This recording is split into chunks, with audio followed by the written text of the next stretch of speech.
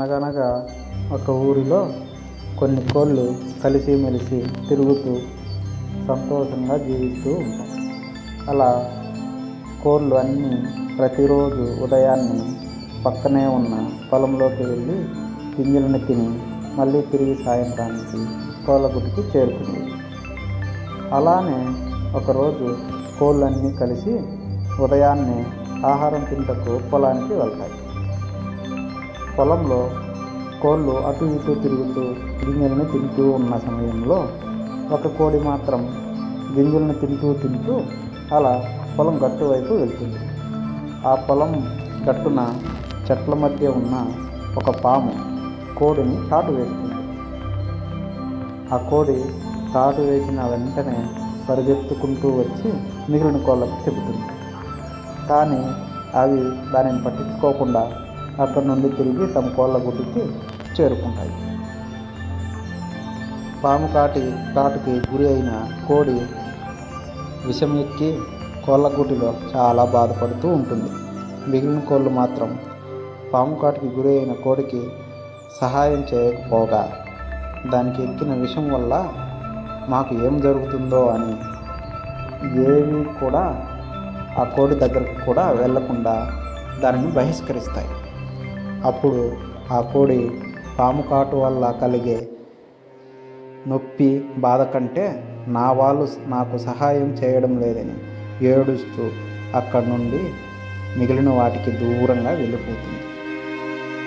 అది చూసిన మిగిలిన కోళ్ళు వెళ్ళనీలే, దూరంగా వెళ్ళి చనిపోతే అందరికీ మంచిది అని మరికొన్నేమో రేపు ఈ పాటికి అది చనిపోతే గద్దలు రాబందులు పీకు తింటూ ఉంటాయి అని, మరికొన్నేమో పాపం ఏం చేసిందో ఏమో మరి ఇలా జరిగింది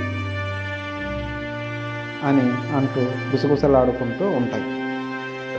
మరుసటి రోజు మిగిలిన కోళ్ళు యథావిధిగా ఆహారం తింటకు పొలంలోకి వెళ్తాయి. అప్పుడు అక్కడికి ఎగురుతూ వచ్చిన ఒక పిట్ట వాటి దగ్గరికి చేరుకొని, మీ తోబుట్టువు ఇంకా చనిపోలేదు. పాము కాటు వల్ల తన కాళ్ళు మాత్రమే పోయి లోయలో తను ఇంకా జీవించి ఉంది, కానీ ఆహారం లేక చాలా అవస్థ పడుతూ ఉంది. మీ సహాయం కోసం ఎదురు చూస్తుంది అని చెబుతుంది.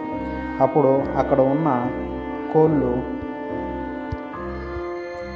లేదు నాకు గుడ్డు పెట్టే సమయం అయినది, నేను రాలేను అని ఒకటి, మరొకటేమో లేదు నా పిల్లలు చాలా చిన్నపిల్లలు, వాటిని వదిలి నేను రాలేను అని, మరొకటేమో లేదు నా పుంజు నన్ను వదిలి ఉండలేదు కావున నేను రాలేను అని సాకులు చెబుతూ పిట్టని అక్కడి నుండి పంపేస్తాయి.